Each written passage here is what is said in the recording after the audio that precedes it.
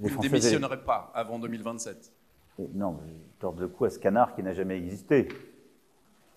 C'est absurde.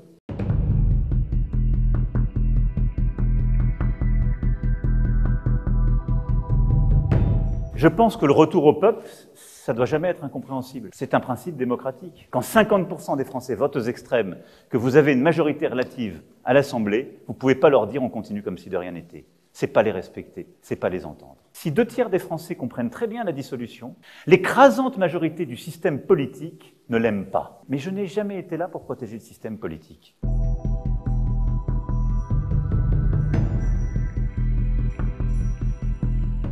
Depuis dimanche soir, les masques tombent et la bataille des valeurs éclate au grand jour. La droite républicaine, tout au moins celui qui en a la charge, vient de faire pour la première fois alliance avec l'extrême droite. Et je dis bien l'extrême droite en parlant du Rassemblement national, car ses dirigeants continuent de dire qu'il y a des vrais et des faux Français, continuent d'envisager de réduire la liberté de la presse ou de rejeter l'état de droit. Du côté de la gauche républicaine et ses dirigeants, qui avaient exprimé, semblait-il, des choix clairs durant cette campagne européenne sur la social-démocratie, l'économie sociale de marché, l'Europe, vient de s'allier avec l'extrême gauche, qui s'est, durant la même campagne, rendu coupable d'antisémitisme, de communautarisme, d'antiparlementarisme et au fond de rupture de fait avec beaucoup, là aussi, de valeurs de la République. Les choses sont donc simples aujourd'hui.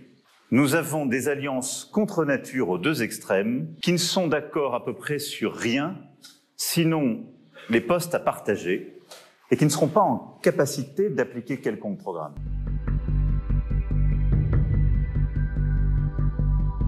Il faut aussi que toutes les forces qui se réuniront soient au clair sur la lecture du vote de dimanche, la nécessité de réponse au pouvoir d'achat, la nécessité de réponse à l'insécurité et l'immigration, la colère du monde rural, le sentiment de déclassement qu'il y a dans les quartiers, tout ça. Donc il faudra des compromis d'action pour le pays, avec des sociodémocrates, des écologistes, des gaullistes, des radicaux, des responsables politiques qui veulent s'adjoindre.